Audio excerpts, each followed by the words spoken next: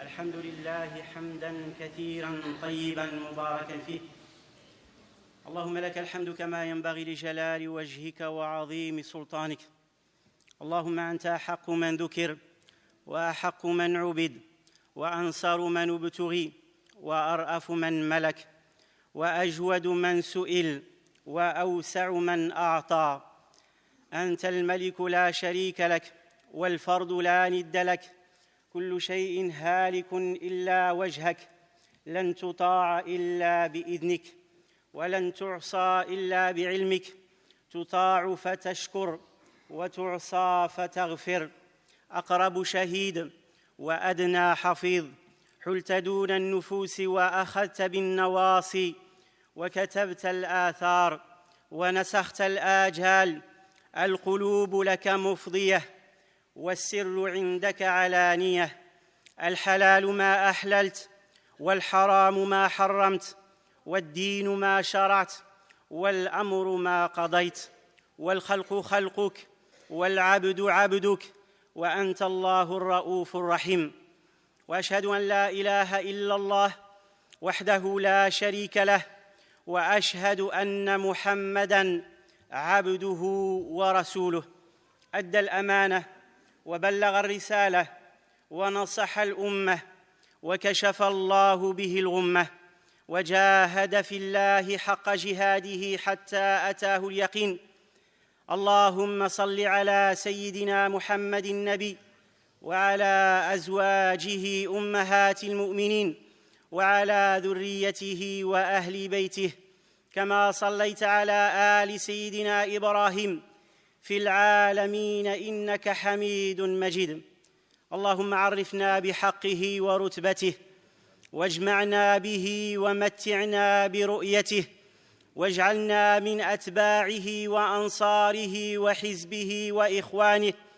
اللهم أحينا على سنته وأمتنا على ملته واحشرنا في زمرته. اللهم صل عليه في الأولين وفي الآخرين وفي العالمين وفي الملأ الأعلى إلى يوم الدين. أما بعد، أيها الأحباب، يقول الله تبارك وتعالى: الذين آتيناهم الكتاب يعرفونه كما يعرفون أبناءهم وإن فريقاً منهم ليكتمون الحق وهم يعلمون. وعن أبي هريرة رضي الله عنه قال صلى الله عليه وسلم: من أشد أمتي لي حبا ناس يكونون بعدي يود أحدهم لو رآني بأهله وماله. وعن أبي هريرة رضي الله عنه أيضاً قال أن رسول الله صلى الله عليه وسلم أتى المقبرة فقال صلى الله عليه وسلم: السلام عليكم دار قوم مؤمنين، وإنا إن شاء الله بكم لاحقون. وددت أنا قد رأينا إخواننا. قالوا: أولسنا إخوانك يا رسول الله؟ قال صلى الله عليه وسلم: أنتم أصحابي وإخواننا الذين لم يأتوا بعد. أيها الأحباب، كم نشتاق إلى رؤية وجهه صلى الله عليه وسلم الأغر، وكم نحن إلى سماع صوته العذب الأزهر، وكم نرجو أن نلمس كفه الندي الأطهر صلى الله عليه وسلم، وكم نتوق إلى أن نشم منه رائحة المسك الأذفر. ولقد صدق صلى الله عليه وسلم حين قال: وليأتين على أحدكم زمان لأن يراني أحب إليه من أن يكون له مثل أهله وماله. أيها الأحباب، تقاربوا تزاحموا، بارك الله فيكم. Serrez-vous au maximum vu le nombre pour que les frères ne restent pas à l'extérieur. Barakallahu fikum. Collez-vous à vos frères. Collez-vous à vos frères. Barakallahu fikum. Allah subhanahu wa ta'ala dit dans le Coran, ceux à qui nous avons donné le livre le reconnaissent. Ici, il s'agit du prophète sallallahu alayhi wa sallam. Le reconnaissent comme ils reconnaissent leurs propres enfants. Or, une partie d'entre eux cache la vérité alors qu'ils la savent. Ce verset a été révélé, il nous parle des gens du livre, parmi les juifs et les chrétiens, qui avaient dans leur livre la description détaillée du dernier des messagers. Ils connaissaient les signes, ils connaissaient sa description physique et sa description morale. Ils la connaissaient par cœur. Ils connaissaient par cœur les signes de son arrivée, les signes célestes et les signes terrestres, les signes historiques. Et ils attendaient ce moment avec désir ardent, avec impatience. Ils ne parlaient que du dernier des messagers. Leur principal sujet de discussion était l'arrivée du dernier des messagers. Leur principal souci était de ne pas le rater, était d'apprendre sa description par cœur pour ne pas le rater et rater sa venue. Et Dieu, il nous dit qu'il maîtrisait la connaissance de la description physique et morale du prophète sallallahu alayhi wa sallam mieux que celle de leurs propres enfants. Ce verset, il nous renvoie à nous, musulmans, jeunes ou moins jeunes, à notre responsabilité par rapport à notre prophète sallallahu alayhi wa sallam.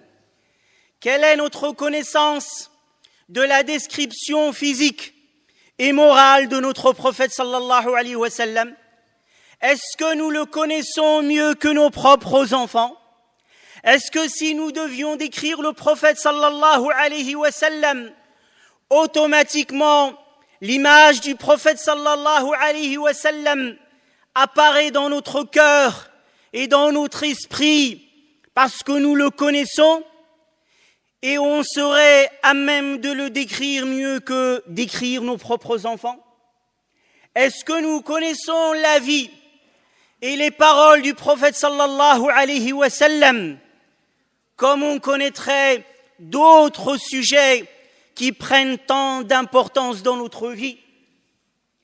Le prophète sallallahu alayhi wa sallam nous parle de certaines générations d'hommes et de femmes qui viendront après lui, qui ne l'ont pas connu de son vivant, qui ne l'ont pas vu de son vivant, mais qui ont eu foi en lui, qui l'ont suivi, qui l'ont aimé et qui ont tout fait pour le connaître et connaître sa description physique et morale.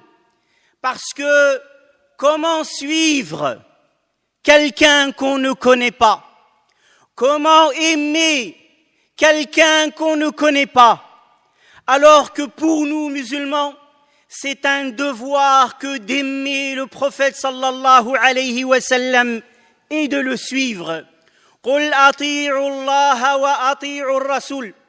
Dis, obéissez à Dieu et obéissez au prophète.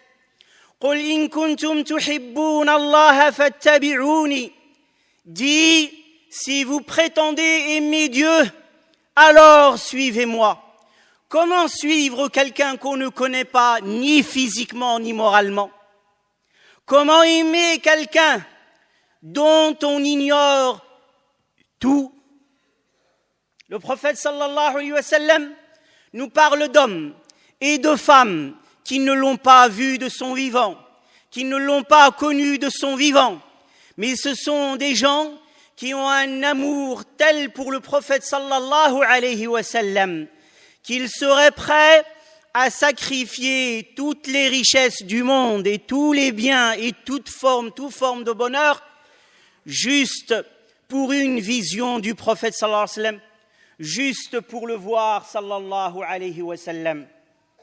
Et le prophète sallallahu alayhi wa sallam, il dit, ceux qui m'aimeront le plus, c'est-à-dire dans chaque génération et dans chaque époque, ceux qui m'aimeront le plus, ce sont des gens qui ne m'ont pas vu et qui viendront après moi. L'un d'eux aimerait tout sacrifier juste pour une vision, juste pour me voir, sallallahu alayhi wa sallam. Et il dit également, sallallahu alayhi wa sallam, il arrivera un temps où me voir sera plus cher pour une personne que toutes les richesses et que sa propre famille.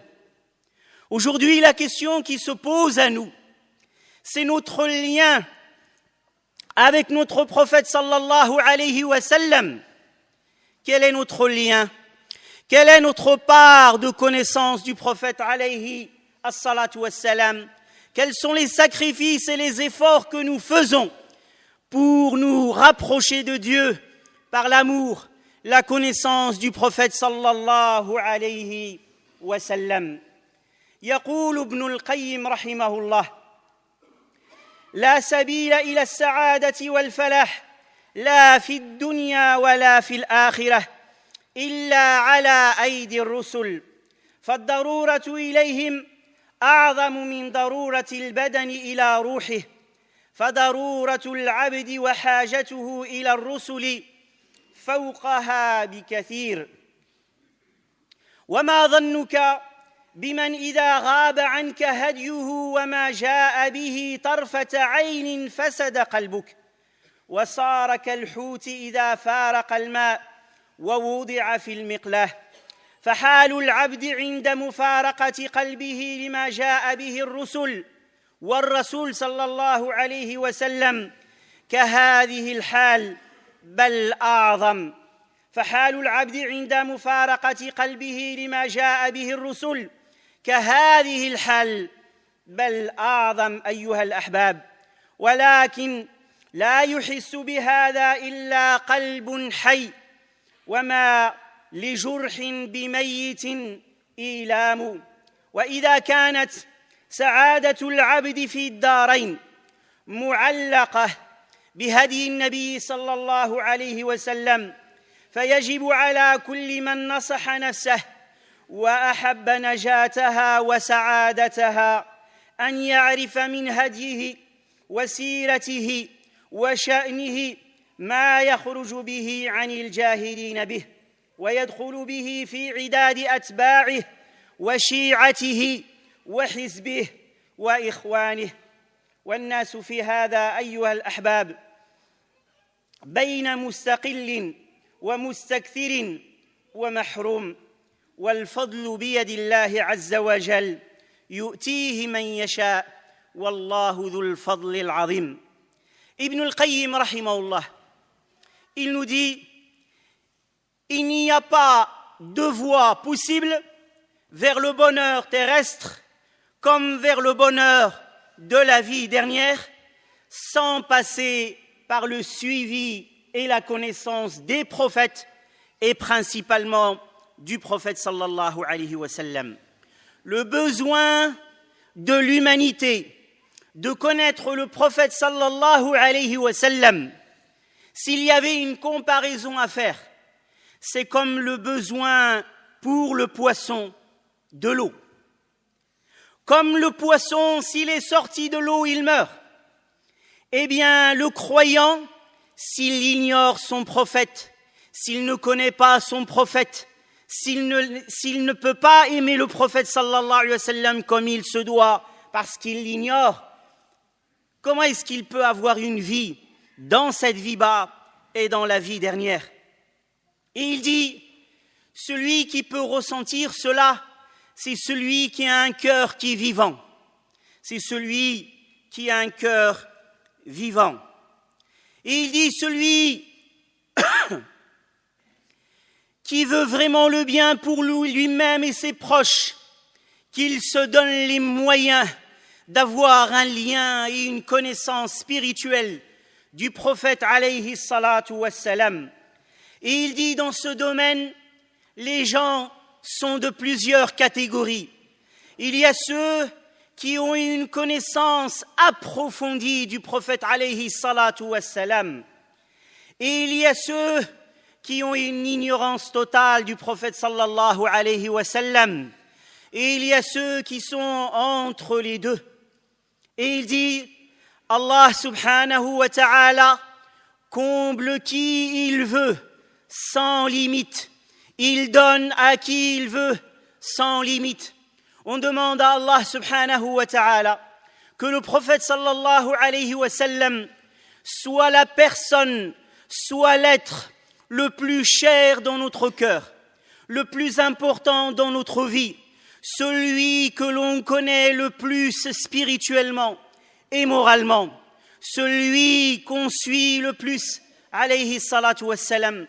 Que Dieu nous comble de sa vision dans la vie d'ici-bas, comme l'a annoncé le prophète sallallahu alayhi wa sallam, et que Dieu subhanahu wa ta'ala nous donne sa compagnie au plus haut des degrés, مع النبيين والصديقين والشهداء والصالحين وحسن أولئك رفيقا. Et que Dieu subhanahu wa ta'ala nous donne sa compagnie le jour dernier au plus haut degré, en compagnie des prophètes, des martyrs, des véridiques, des martyrs, des vertueux, et quelle belle compagnie. Un exemple peut-être qui parlera au cœur de nos jeunes. On est dans une société, quand on aime, on suit. Quand on aime, on connaît. Quand on aime, on maîtrise. Un exemple, parmi les exemples, tous les jeunes ont entendu parler de cela. Qui ne connaît pas Star Wars, parmi les musulmans et les non-musulmans? Une saga qui a duré sur 30 ans. Mais ici, si je cite ce film, c'est pour dire et nous poser la question, est-ce que des gens dans le monde imaginaire, dans le monde de la science-fiction, dans le monde du cinéma, vont nous donner des leçons par rapport à notre relation avec notre héritage et notre prophète sallallahu alayhi wa sallam? Vous avez des gens qui ont suivi cette saga pendant une trentaine d'années, ne ratant aucun épisode, apprenant tous les détails du scénario, le connaissant par cœur, connaissant tous les personnages et du film, connaissant leur vie intime, achetant tout ce qui peut leur rappeler ce film. Des gens même ont fait que leur vie tourne autour de cette saga. Des gens même vivent tous les jours dans Star Wars, et malheureusement même des musulmans. Mais quand il s'agit de demander que connais-tu de ton prophète, que connais-tu des compagnons radiyallahu anhum, comment est-ce que tu imagines le prophète? Décris-moi ton prophète, comment il est? La personne est incapable alors qu'elle a 30 ans, 40 ans, 60 ans d'islam, mais est incapable de décrire et de parler du messager sallallahu alayhi wa sallam. وعن أبي هريرة رضي الله عنه قال سمعت رسول الله صلى الله عليه وسلم يقول لم يبقى من النبوة إلا المبشرات قالوا وما المبشرات يا رسول الله قال صلى الله عليه وسلم الرؤيا الصالحة ومن هذه المبشرات أيها الأحبة بل من أعظمها أن يرى المؤمن رسول الله صلى الله عليه وسلم في منامه. عن عبد الله بن مسعود عن النبي صلى الله عليه وسلم قال من رآني في المنام فقد رآني فإن الشيطان لا يتمثل بي. من رآني في المنام فقد رآني فإن الشيطان لا يتمثل بي.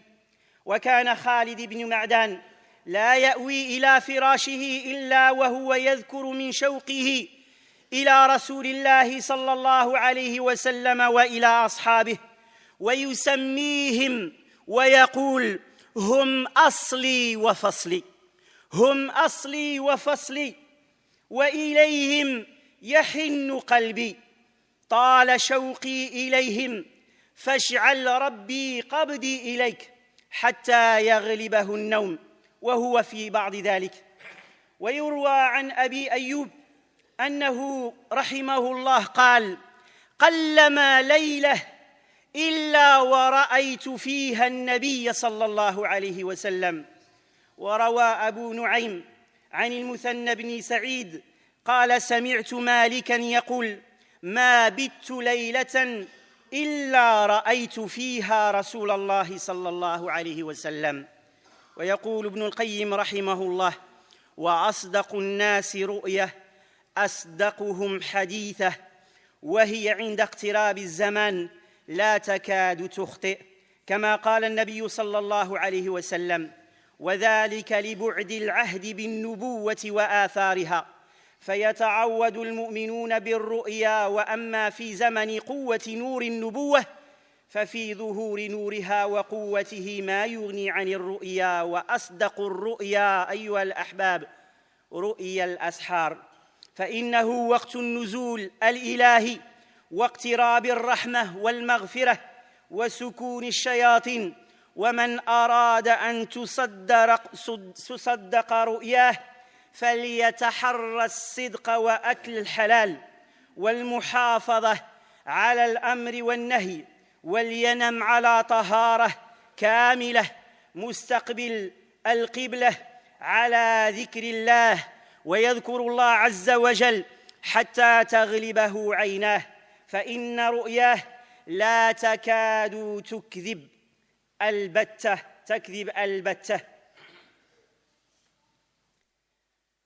Une parole que j'ai entendue de la bouche d'un musulman qui a fait l'effet d'une lance dans le cœur. Un musulman qui dit: qu'avons-nous à faire avec la vision du prophète en rêve? Qu'avons-nous à faire de la vision du prophète en rêve? Sache que tu ne le verras jamais. Sache que tu ne le verras jamais. En tout cas dans tes rêves. On peut interroger cette personne: alors qu'est-ce que tu vois dans tes rêves? Star Wars? Qu'est-ce que tu vois dans tes rêves? Comment ton rêve, ton ruh est lié à quoi dans tes rêves si tu n'as pas besoin de voir le prophète sallallahu alayhi wa sallam? Qui ne rêve pas, qui ne souhaite pas, qui n'espère pas voir le prophète sallallahu alayhi wa sallam en rêve? Qui, s'il devait dépenser tout ce qu'il a juste pour une vision, il le ferait? Comment était Salafus Salih lorsque Dieu les comblait de la vision du prophète sallallahu alayhi wa sallam en rêve? C'était pour eux un moment inimaginable et extraordinaire. Et un moment inoubliable. C'est pour ça que Dieu subhanahu wa ta'ala les a comblés de la vision du prophète sallallahu alayhi wa sallam dans le rêve. Parce que la journée, ils baignaient dans l'amour du prophète alayhi as-salatu was-salam. Le prophète sallallahu alayhi wa sallam, il dit: il ne restera à la fin des temps de la prophétie que les bonnes nouvelles. Les compagnons ont demandé au prophète sallallahu alayhi wa sallam: et qu'est-ce que c'est que les bonnes nouvelles, ya Rasulallah? Il a dit: c'est le rêve annonciateur. Yaraha ar-rajulu salih aw tura lah. C'est le rêve annonciateur, le rêve pieux, qui est vu par le croyant pieux ou la croyante pieuse, ou il est vu pour lui ou elle. On rapporte également que le prophète sallallahu alayhi wa sallam, dans de nombreux hadiths de différentes versions, que le prophète sallallahu alayhi wa sallam a dit: celui qui me voit en rêve m'a vu véritablement, parce que Satan ne peut pas prendre mon apparence. Celui qui m'a vu en rêve a vu la vérité, car il est interdit à Satan, ou Satan ne peut pas prendre la forme du prophète sallallahu alayhi wa sallam. On sait que les anges ont cette capacité à se métamorphoser et à prendre l'apparence humaine. Et on sait que les djinns et les diables ont cette capacité à se métamorphoser et à prendre différentes apparences. Mais il y a une apparence qui est préservée. Il y a un corps, une image qui est préservée, qu'aucun diable, qu'aucun démon ne peut prendre cette apparence, c'est celle du prophète alayhi as-salatu was-salam. Mais comme dit Ibn Sirin rahimahullah, encore faut-il connaître à quoi ressemble le prophète sallallahu alayhi wa sallam pour être sûr que ce que tu as vu est véritablement le prophète sallallahu alayhi wa sallam. Et Ibn Sirin avait l'habitude, lorsque quelqu'un disait qu'il avait vu le prophète alayhi salatu wa sallam en rêve, il lui disait « décris-le-moi, décris-le-moi ». On rapporte que Khalid ibn Mi'dan, à chaque fois qu'il rentrait dans son lit pour dormir, son cœur bouillonnait d'ardeur et de désir de voir et de rencontrer le prophète sallallahu alayhi wa sallam et ses compagnons. Et il dormait avec cet état, il pleurait, son cœur vibrait et il disait « J'ai hâte de voir mon bien-aimé, j'ai hâte de rencontrer mon bien-aimé, ce sont ma famille, ce sont mes liens et mes proches. Et c'est vers eux que mon cœur tend et s'apaise. » Et il répétait ces paroles et priait sur le prophète sallallahu alayhi wa sallam jusqu'à s'endormir. Et on rapporte que Abu Ayyub rahimahullah, il disait « Rares sont les nuits où je ne vois pas le prophète sallallahu alayhi wa sallam. Rares les nuits où je ne vois pas le prophète sallallahu alayhi wa sallam en rêve. » Et on rapporte que l'imam Malik rahimahullah, il dit « Il n'y a pas une nuit où je me suis endormi sans voir le prophète sallallahu alayhi wa sallam. » Et Ibn al-Qayyim rahimahullah, il nous dit qu'à la fin des temps, le rêve annonciateur des croyants est un rêve clairvoyant et perçant et véridique. Parce que plus on s'éloigne de la période prophétique, plus Allah subhanahu wa ta'ala soutient les croyants, renforce les cœurs des croyants pour avoir une certitude, pour continuer à transmettre le message, pour continuer à résister sur les principes de Dieu et sur la voie du prophète sallallahu alayhi wa sallam. Allah, il les renforce par des rêves vertueux, annonciateurs, pieux. Leur journée, ils la passent dans la véracité, à transmettre le message de Dieu, à supporter le mal des gens, à essayer de faire aimer Dieu et le prophète sallallahu alayhi wa sallam aux gens. Ils supportent les insultes, ils supportent les moqueries, ils supportent les nuisances des gens envers eux. Et la nuit, ils sont réconfortés par Dieu pour être dans un spectacle extraordinaire, d'être avec le prophète, avec les prophètes, avec les compagnons radiyallahu anhum, avec les mères des croyants dans le paradis, à Médine, à la Mecque, où que ce soit. Et ils se réveillent le lendemain avec une force et une certitude et un enthousiasme pour continuer le chemin de la transmission du message sur la voie de Dieu subhanahu wa ta'ala. Et on dit que le rêve le plus véridique, c'est celui qui est vu durant le dernier tiers de la nuit, parce que c'est le moment où Dieu descend au premier ciel, c'est un moment de descente de la miséricorde, c'est un moment de la descente, au moment où Dieu subhanahu wa ta'ala descend au premier ciel, c'est un moment où les démons ont très peu d'emprise, c'est un moment où les anges sont présents, et donc c'est un moment où le message, où la vision est la plus véridique. Et on dit que celui qui est véridique dans son discours la journée, son sommeil et ses rêves seront véridiques.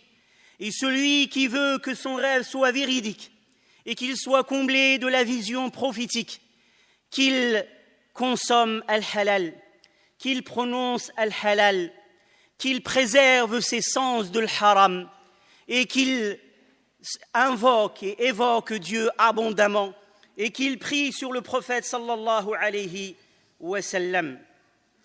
وعن واثلة بن الأسقع رضي الله عنه قال سمعت رسول الله صلى الله عليه وسلم يقول لا تزالون بخير ما دام فيكم من رآني وصاحبني والله لا تزالون بخير ما دام فيكم من رآني وصاحبني والله لا تزالون بخير ما دام فيكم من رآني وصاحبني.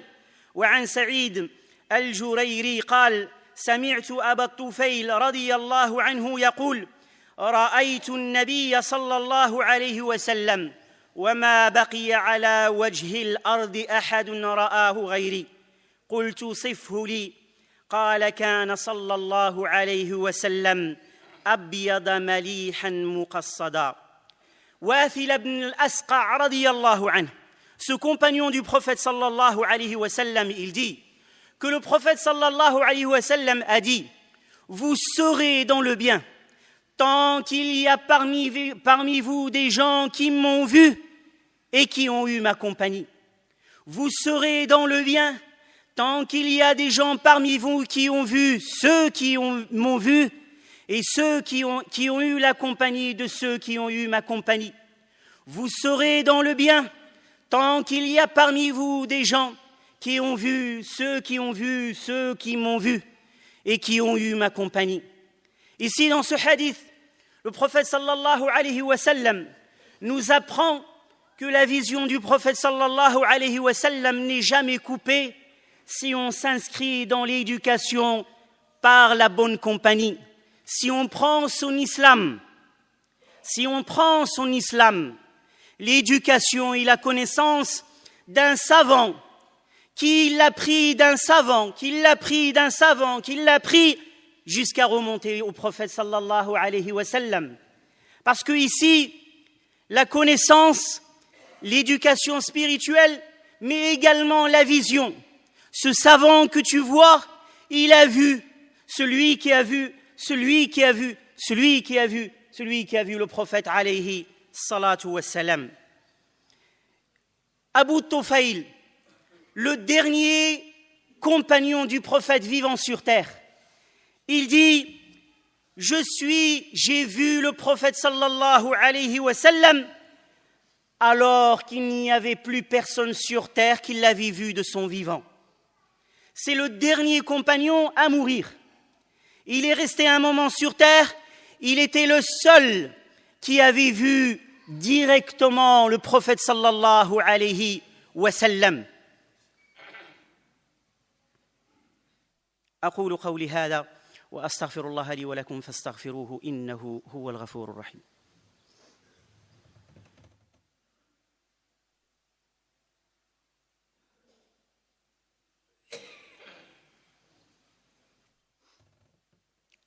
الحمد لله حمدا كثيرا طيبا مباركا فيه وأشهد أن لا إله إلا الله وحده لا شريك له وأشهد أن محمدا عبده ورسوله. اللهم صل وسلم وبارك وأنعم على سيدنا وحبيبنا وإمامنا وقدوتنا سيدنا محمد وعلى آله وصحبه وسلم تسليما. عن البراء بن عازب رضي الله عنه قال كان رسول الله صلى الله عليه وسلم رجلا مربوعا بعيد ما بين المنكبين عظيم الجمة إلى شحمة أذنيه اليسرى عليه حلة حمراء ما رأيت شيئا قط أحسن منه صلى الله عليه وسلم. وقال ما رأيت من ذي لمة في حلة حمراء أحسن من رسول الله صلى الله عليه وسلم. له شعر يضرب منكبيه بعيد ما بين المنكبين لم يكن بالقصير ولا بالطويل. Il n'est pas possible de décrire en détail, physiquement, encore moins moralement, le prophète sallallahu alayhi wa sallam dans un prêche de quelques minutes, même de quelques heures. Le prophète sallallahu alayhi wa sallam nous a été décrit en détail, ce qu'on appelle al-shama'il al-muhammadiyya, et ça fait partie de la connaissance de la sunna du prophète sallallahu alayhi wa sallam. Parce que les savants définissent la sunna du prophète sallallahu alayhi wa sallam comme étant toute parole prononcée par le prophète sallallahu alayhi wa sallam, tout acte fait par le prophète sallallahu alayhi wa sallam, et toute approbation et tout acquiescement du prophète sallallahu alayhi wa sallam, mais également la description physique et morale du prophète sallallahu alayhi wa sallam.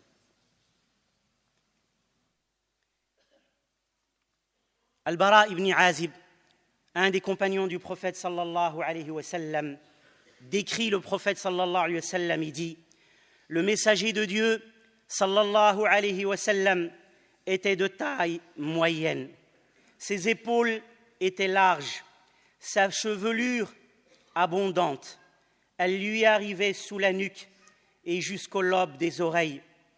Il portait une hulla, un vêtement de couleur rouge. Je n'ai guère vu plus beau que lui. Je n'ai pas vu un homme aux cheveux couvrant la nuque porter une hulla rouge plus beau que le prophète sallallahu alayhi wa sallam. Ses cheveux retombaient sur ses épaules. Sa taille n'était ni courte ni longue. Le prophète sallallahu alayhi wa sallam, sa beauté physique, sa perfection extérieure, renvoyait à sa beauté et à sa perfection morale et intérieure. Sallallahu alayhi wa sallam. وعن علي بن أبي طالب قال: لم يكن النبي صلى الله عليه وسلم بالطويل ولا بالقصير، شثن الكفين والقدمين، ضخم الرأس، ضخم الكراديس، طويل المسربة، إذا مشى تكفأ تكفؤا كأنما ينحط من صبب، لم أرى قبله ولا بعده مثله صلى الله عليه وسلم. لم يكن رسول الله صلى الله عليه وسلم بالطويل الممغط ولا بالقصير المتردد، وكان ربعة من القوم. لم يكن بالجعد القطط ولا بالسبط، كان جعدا رجلا. ولم يكن بالمطهم ولا بالمكلثم، وكان في وجهه تدوير، أبيض مشرب، أدعج العينين، أهدب الأشفار، جليل المشاش والكتد، أجرد ذو مسربة، شثن الكفين والقدمين، إذا مشى تقلع كأنما ينحط من صبب، وإذا التفت معا، بين كتفيه خاتم النبوة وهو خاتم النبيين، أجود الناس صدرا وأصدق الناس لهجة وألينهم عريكة وأكرمهم عشرة، من رآه بديهة هابه ومن خالطه معرفة أحبه، يقول ناعته: لم أرى قبله ولا بعده مثله صلى الله عليه وسلم.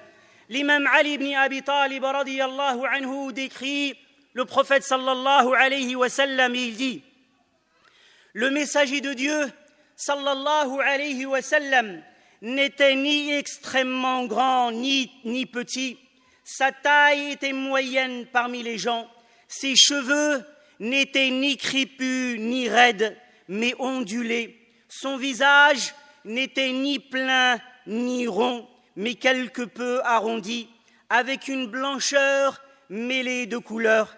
Ses yeux, d'un noir vif, étaient surmontés de longs cils. La tête de ses os, ainsi que la partie centrale entre ses omoplates, était imposante. Il n'était guère velu, et ses poils entre la poitrine et le nombril formaient une ligne. Ses mains et ses pieds étaient fermes. Son pas était énergique et dynamique. On aurait dit qu'il dévalait une pente quand il marchait. Lorsqu'il se retournait, il se retournait complètement, entièrement. Le sceau de la prophétie apparaissait entre ses épaules, alors qu'il fut lui-même le sceau des prophètes. Il était l'homme le plus bienveillant, le plus véridique, dont la nature était la plus douce et le plus doux et le plus munificent pour son peuple. Celui qui le voyait la première fois en éprouvait une grande révérence.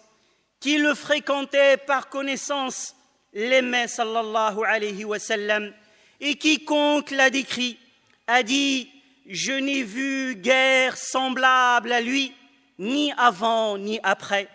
وعن ابن أبي هالة عن الحسن بن علي قال سألت خالي هند بن أبي هالة وكان وصافه عن حلية رسول الله صلى الله عليه وسلم وأنا أشتهي أن يصف لي منها شيئا أتعلق به فقال كان رسول الله صلى الله عليه وسلم فخما مفخما ويتلألأ وجهه تلألؤ القمر ليلة البدر أطول من المربوع وأقصر من المشذب عظيم الهامة رجل الشعر إن فرقت عقيقته فرقها وإلا فلا يجاوز شعره شحمة أذنيه إذا هو وفره أزهر اللون واسع الجبين أزج الحواجب سوابغ في غير قرن بينهما عرق يدره الغضب أقنى العرنين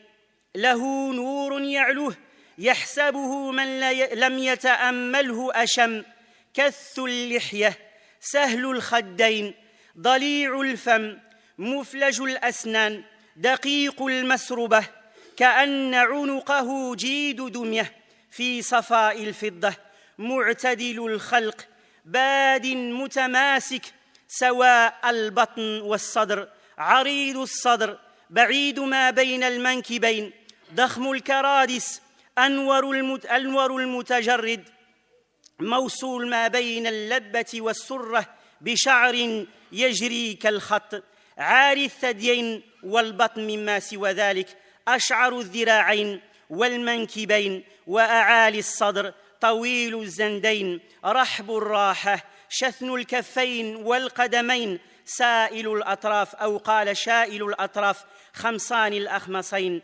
مسيح القدمين ينبو عنهما الماء إذا زال قلعا يخطو تكفيا ويمشي هونا ذريع المشية إذا مشى كأنما ينحط من صبب وإذا التفت جميعا خافض الطرف نظره إلى الأرض أطول من نظره إلى السماء جل نظره الملاحظة يسوق أصحابه ويبدأ من لقي بالسلام. Les compagnons du prophète sallallahu alayhi wa sallam avaient une description extraordinaire parce que c'était des gens qui avaient la maîtrise de la description. On rapporte que Al-Hassan ibn Ali a dit « J'ai demandé à mon oncle maternel Hind ibn Abi Hala qui savait fort bien décrire ce qu'il en était des traits du prophète sallallahu alayhi wa sallam. Je souhaitais vivement qu'il m'en décrive une part à laquelle je m'attacherais. » Il répondit « Le messager de Dieu sallallahu alayhi wa sallam était imposant et révéré. Son visage rayonnait comme brille la pleine lune. Il était plus grand que l'homme de taille moyenne et plus petit que l'homme de très grande taille. Sa tête était grande et ses cheveux lisses. Si ses cheveux pouvaient être séparés facilement, il les séparait par une raie au milieu. Autrement, il ne dépassait pas le lobe de ses oreilles. Il les ramenait vers la nuque. Son teint était d'une clarté rayonnante. La partie supérieure à ses tempes était grande. Ses longs sourcils minces et arqués ne se rejoignaient pas. Le pli entre ceux-ci se gonflait lorsqu'il était courroucé pour Dieu subhanahu wa ta'ala. Son nez était long et mince et très légèrement busqué par le milieu de son arête qui semblait briller, au point que celui qui ne l'observait pas de près pensait que son nez était juste droit. Sa barbe était bien fournie, ses joues n'étaient ni creuses ni rondes. Sa bouche était large et ses incisives centrales du haut séparées. Lorsqu'il parlait, c'est comme si une lumière jaillissait d'entre ses incisifs. Ses poils entre la poitrine et le nombril formaient une ligne mince. On aurait dit que son cou était celui d'une figurine, telle la clarté de l'argent. Sa constitution était équilibrée, sa chair ferme et bien formée, son ventre et sa poitrine s'alignaient sur un même plan. Sa poitrine et ses épaules étaient larges et ses articulations imposantes. Ce qui paraissait de son corps rayonnait. Des poils entre le milieu de sa poitrine et le nombril semblaient former une ligne.